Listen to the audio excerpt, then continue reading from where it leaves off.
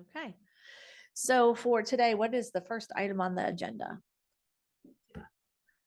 Oh, Chris, yeah, why don't you, now we'll go into the meeting. You call the policy committee meeting to order. Okay. I will call the policy committee meeting to order at 10:11. Okay, and the first item. Is the revision cycle. Policy revision cycle. So that's the policy revision cycle currently. You'll see the attachment shows you what it is. That's a fluid document. Sometimes we get through some sections of the policy manual quicker than others, and sometimes it takes longer. Depending on Where are you at in here? So if you go into the board docs under meetings, Okay. active, Let's see.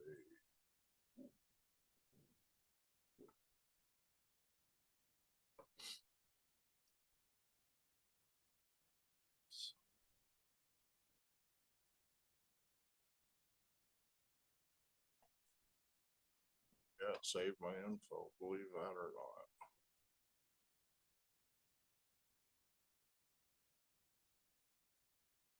That's the one that says 124.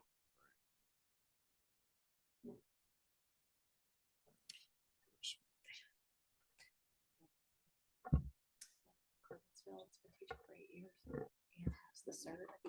Her cert for her employment would have been conditional, Right there. but they have to hire the person to Okay. cert. All right. All right, I'm there. I'll say unanswered prayers.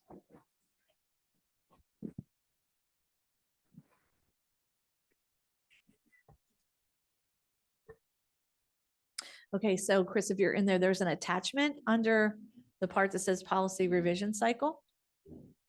Okay. And that'll just give you a guide as to which part of the policy manual we're currently working.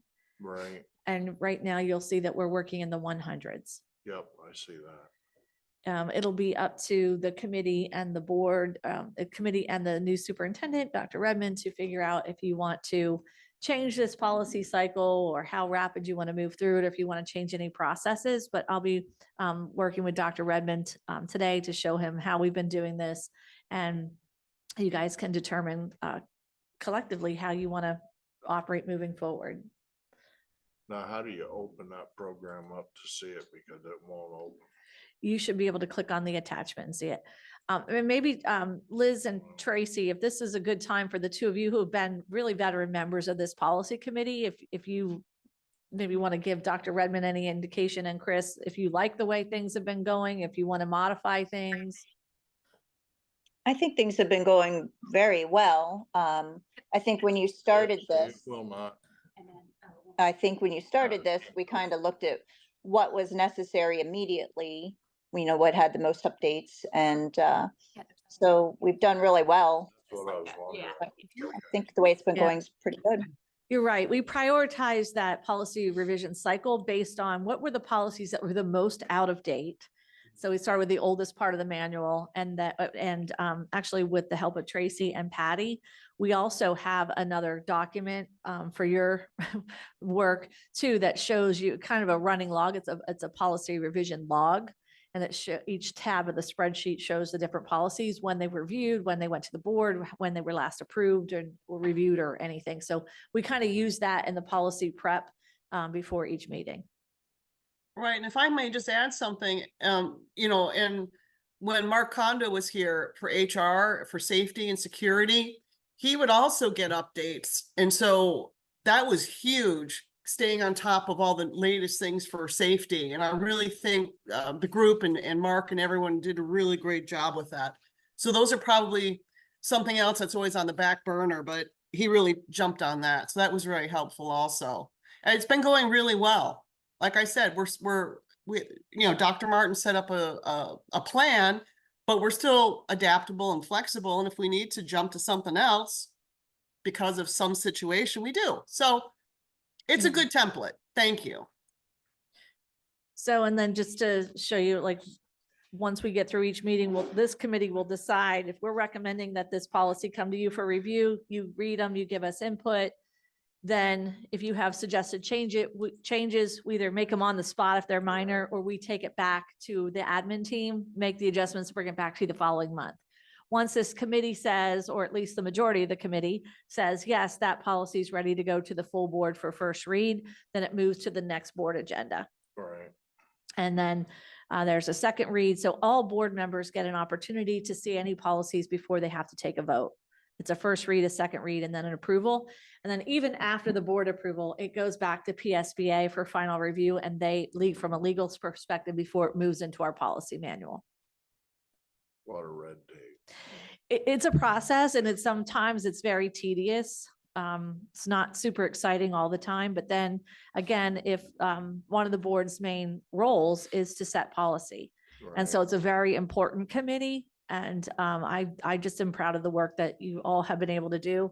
And even though there's been differing opinions on policies, I feel like this committee's been working very respectfully to get the work accomplished. All right, what's next on the agenda? Policy 7011, naming rights. Naming rights. So we had this on the last policy committee meeting, but Elizabeth, since you weren't there, and I know you've been a champion for this policy, we tabled it so that you could weigh in before it goes to the board. You think it's ready to go? Yes, yes, I think is the first real hard draft. You've done a stellar job. Taking all the different pieces from the other school districts and adapting it to what we're looking for.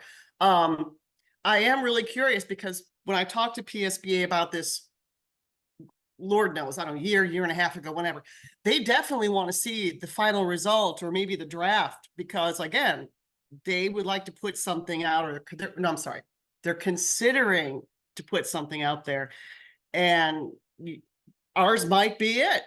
So I'm good. As long as you have your other backdoor things accomplished.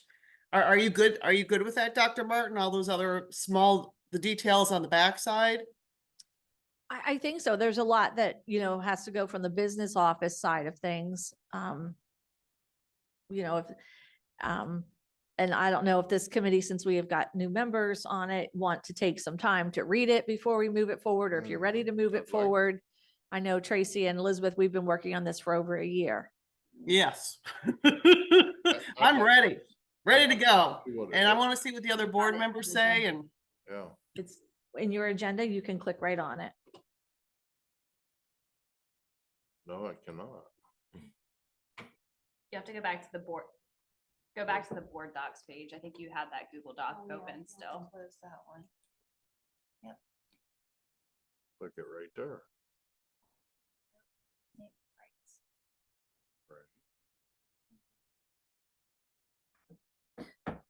Okay. Elizabeth, do you want to give a quick summary on what you believe the importance of the policy is? oh, okay. Quick summary. Q is not in my vocabulary. There are school districts, this is nothing new. This is time proven. There are school districts, public and private, K through 12, that have been doing naming rights for, I don't know, maybe ever since school buildings have been built. It's a potential cost savings for the taxpayers, for the district, such as when the football complexes may need to be redone. We want something new for the libraries. The cafeteria needs a refresh. We need some playground equipment. By offering the public, and I'm talking corporate and private, the potential to invest into our district and have their name attached to it in some form or fashion, has been a win-win for multiple hundreds of districts across the country. And most people think of colleges, but K through 12, we're sort of on the back burner. And especially like, look at our wrestling program. I mean, my goodness. So that was my quick response. I could talk about this for another 10 minutes, but Chris, if you have any questions or anything, feel free to reach out to me or ask him now. And it's a very vetted thing. Well, okay, the most Yes. important key point is what everyone learned from what happened at Penn State. There's very critical language in there that if something is named Tom Smith. And 5 years later, 15 years later, Tom Smith is found guilty of some sort of infraction. The school district has the right to remove the name. And that's key. I think that was the only thing that was a little bit a tricky wick. But the powers in that document, and of course, the solicitor is made sure it's tightened up, so. Thank you for pointing that out. I was gonna point that out if you did it. That's huge. And at no time, just because somebody gives a donation does not mean that they own the stadium or have any rights or input on the programming that's run in any part of the That was gonna facilities. be my question. It almost sounds like you could be for sale. You can purchase things, but the district retains sole responsibility for all programming. You don't have any right to tell, like, if you wanted to put your name on the wrestling room, you don't have any right to tell Biff Wallacer how to run wrestling practice. Okay. And if whoever's name that is, as Elizabeth alluded to, if they do something egregious or something comes to light after the fact, you retain the sole right as a board of 9 to remove that name from such property. I'm good with that. I can understand that as long as we're not, say somebody says, well, here's a $500,000. I want the football stadium named after me, and then they feel like they own it. Yeah, that this policy is written in a way that the board and the district retain total control. So it's Over all just naming facilities. rights. It's that's a it. naming rights only. Okay, I'm all right with that. All right, so it sounds like finally, after a year or more, we're gonna move naming rights to first read for February. Sounds great. All right, next on there. Next is remote work, 3091. Okay, so we have a policy for remote work. The district has had a policy for quite some time. I think it was recently reviewed, and this really, There's no attachment. Tracy. Are you in drafts? I'm not logged into drafts. I'm on. no, it should- Oh, you know why? It has a lock next Sorry, I didn't say that in the microphone. We're just trying to figure out where the attachment is. So the attachment is the current policy from the policy manual. And this is just a question for you. So was it last week, Randy? Or last week, we believe? Last couple weeks. We've exercised the right to allow remote work for a couple different individuals. Some have been administrative team members. And when I've permitted it for administrative team members, based on the policy, I've come and notified the board, even though the superintendent has the authority to grant the remote work, I've notified the board that it was happening. We have had some folks, I think, in the secretarial realm who were, have recently used this.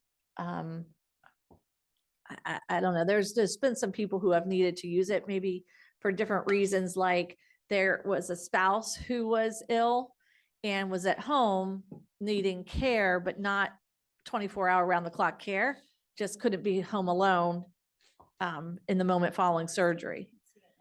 And so instead of having them take a leave of absence and not work, depending on the person's role, if they could do remote work, we could approve remote work. There's a contract that the person signs, or an agreement. It's not a contract. It's an agreement that they sign that they will do their work, that they will be free from all the distractions, et cetera, et cetera.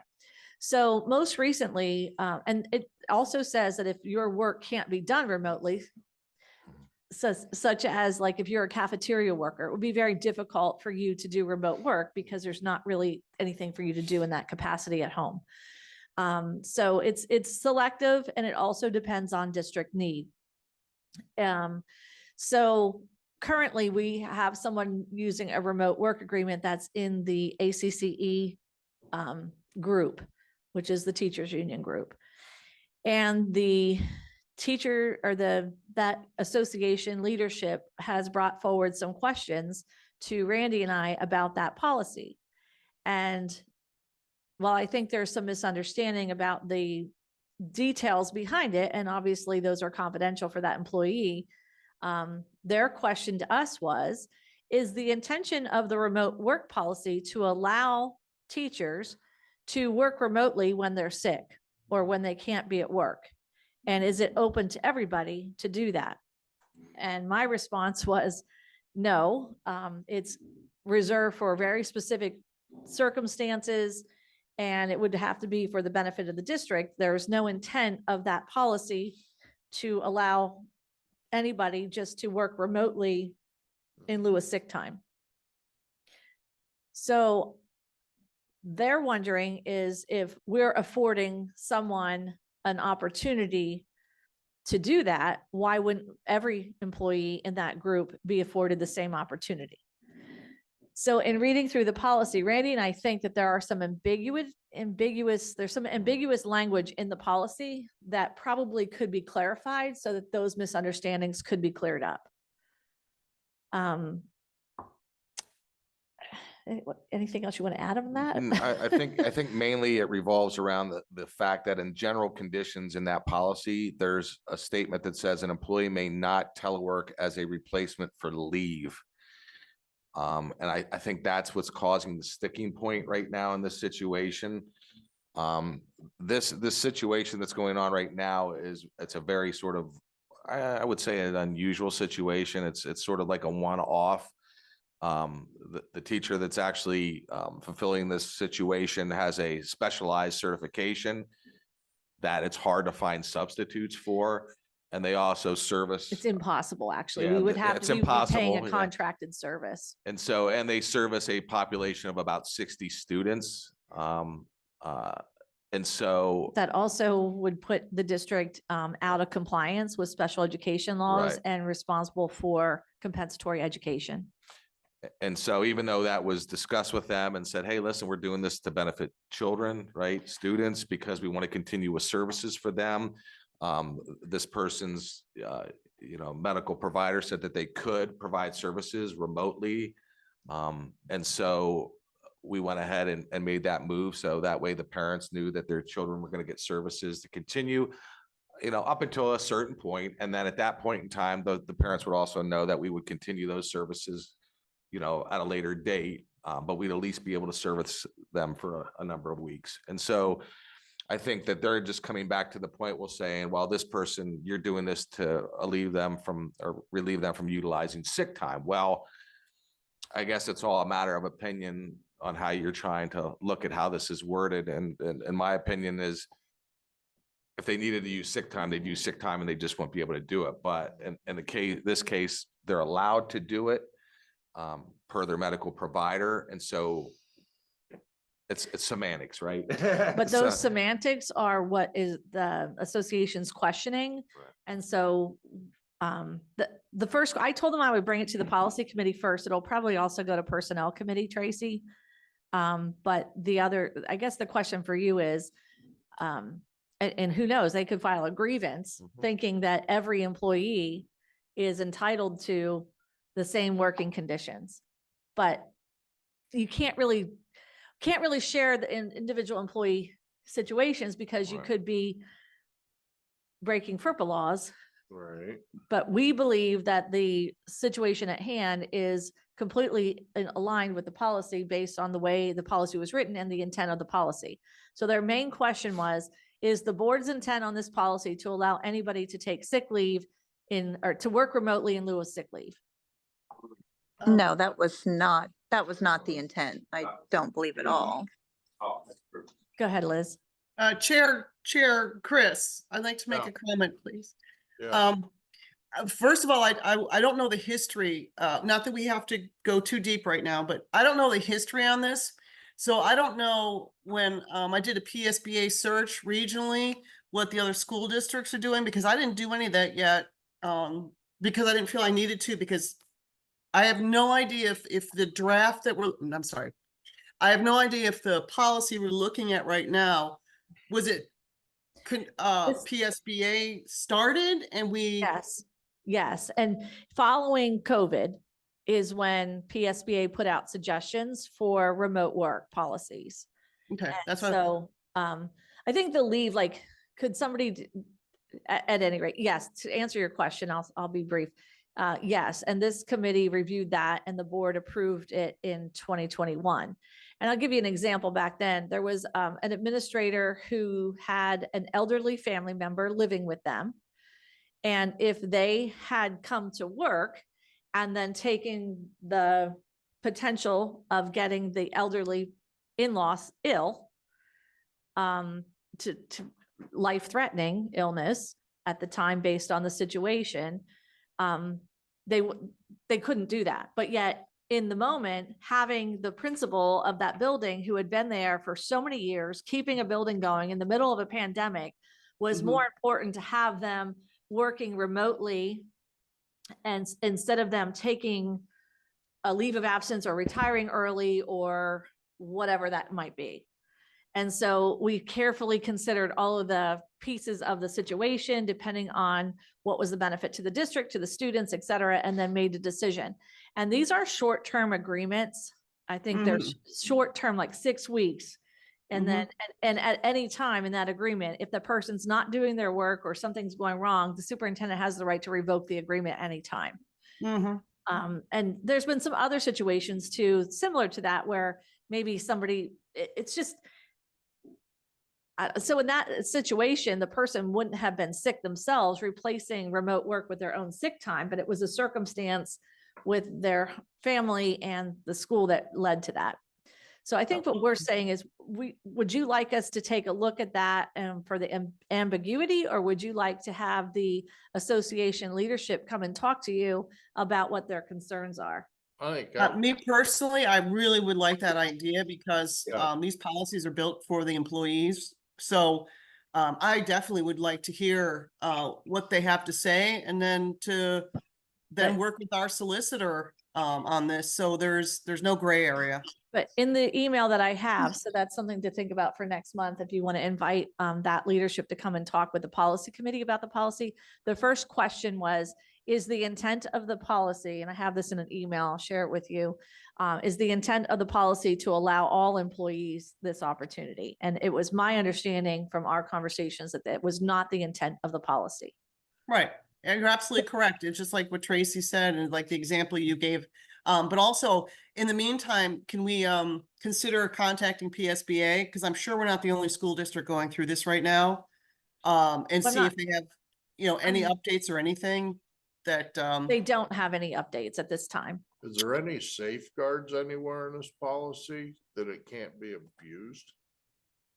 I think yes, and in the agreement language, which is the administrative regulation. Okay, because we all know we can go get a doctor's excuse for a hangnail and stay at home. That's why I'm wondering where's the abuse cut off Well, at? we believe, Randy and I believe, that if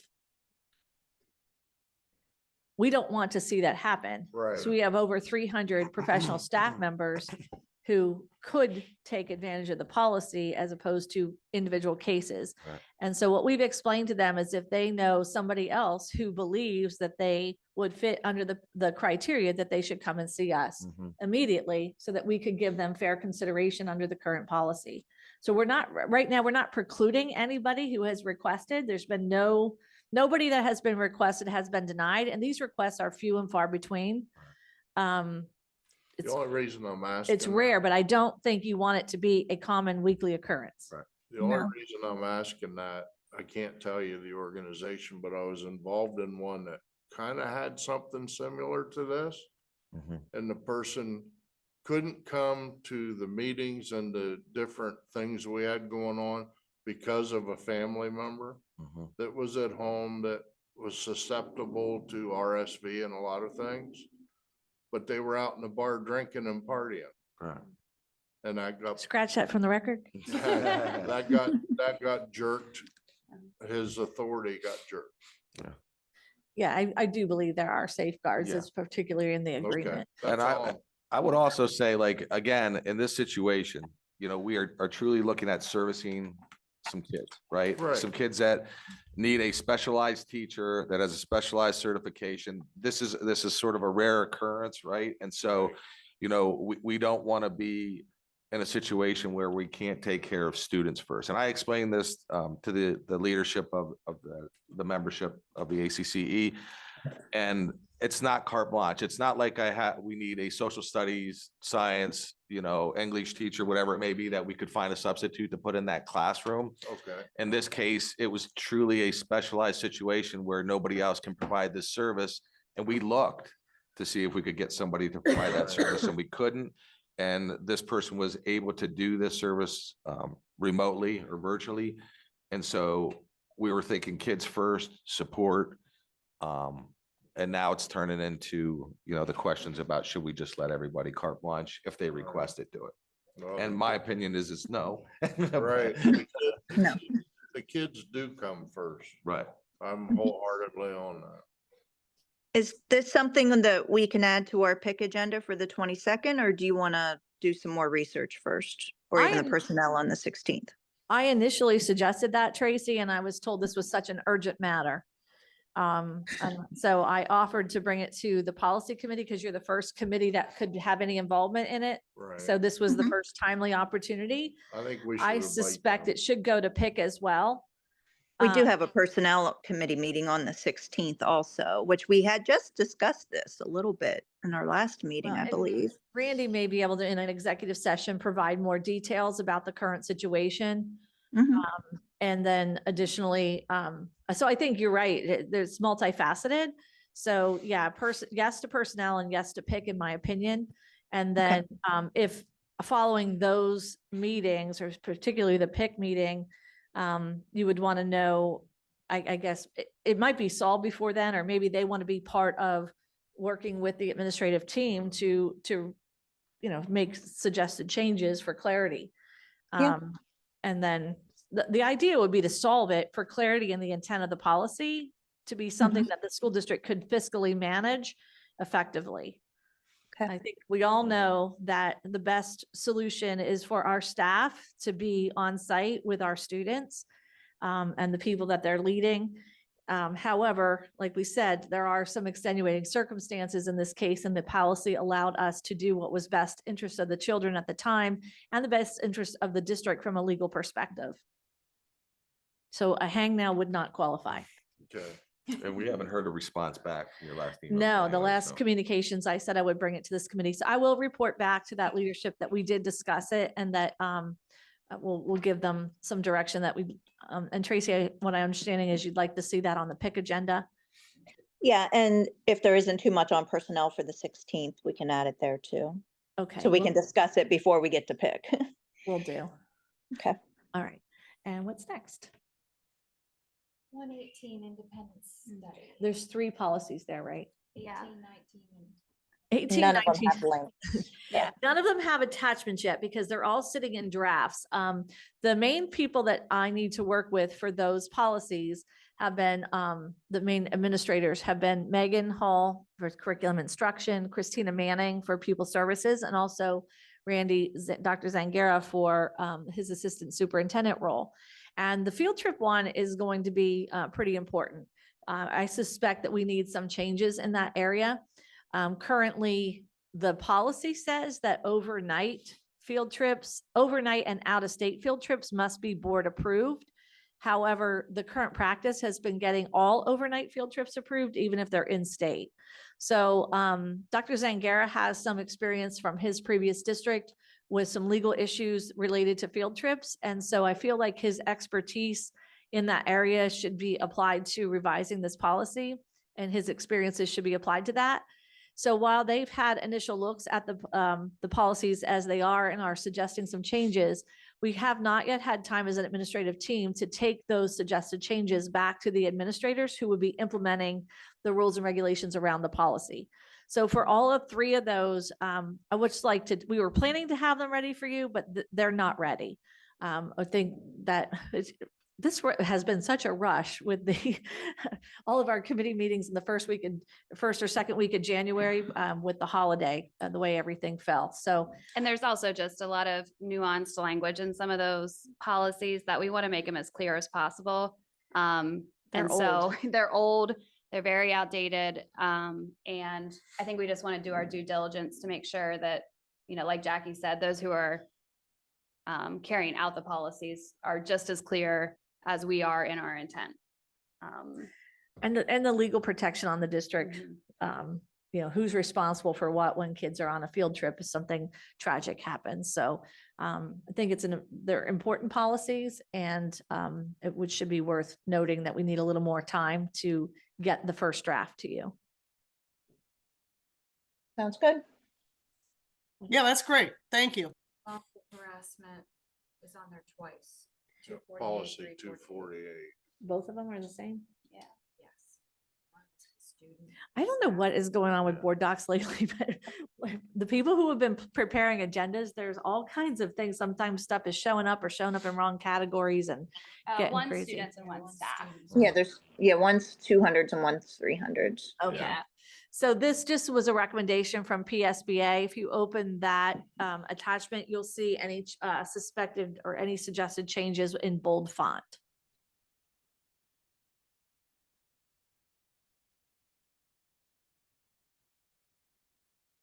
Isn't it? No, where am I? I think it looks like they're just changing the word to sexual harassment and I harassment. thought it says on here PSBA suggests retiring this policy because the language is included in policy 103, Yeah, you're right, Tracy. Oh, yeah. Oh, yeah. both of them. Thanks. That sounds very small print. That is very small, yeah, and then policy 348, the language is included in 104 too.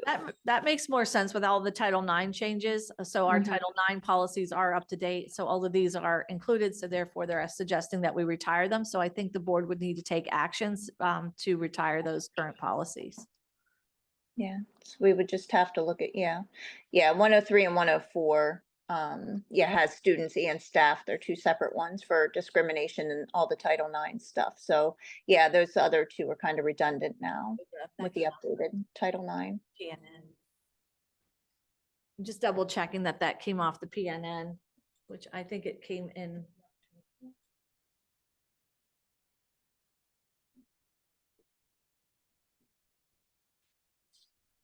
Must have come, no, it must be the December. Records management.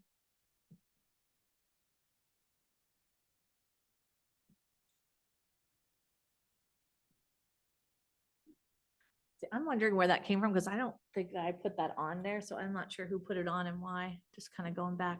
Was it tabled from last time? We didn't do that last time, right? I don't remember seeing it. I mean, look.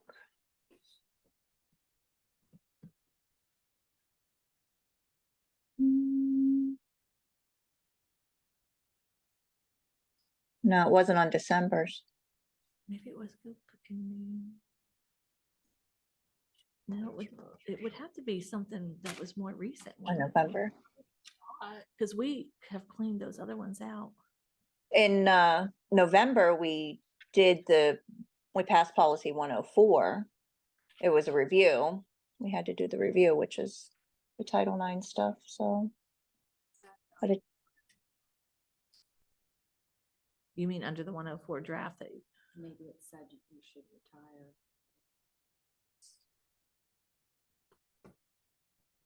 Patty's out sick today because she's the only other person that would have put that on there to tell us why. Maybe you could just let us know in an email. Yeah, That would Okay. be super terrific before the meeting. Okay, so if it is recommended by PSBA, we'll tell you where that came from and affirm that they are suggesting retiring it.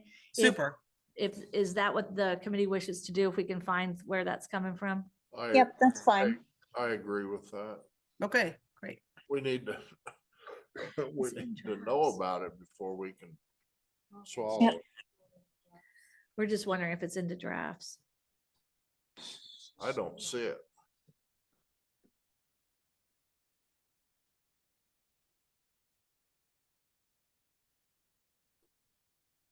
What's up?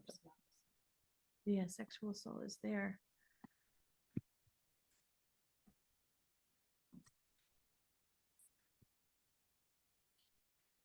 We're gonna need to talk to Patty about where that came from, and it looks a little confusing to me right now. I didn't put it on the agenda, so we'll figure that out.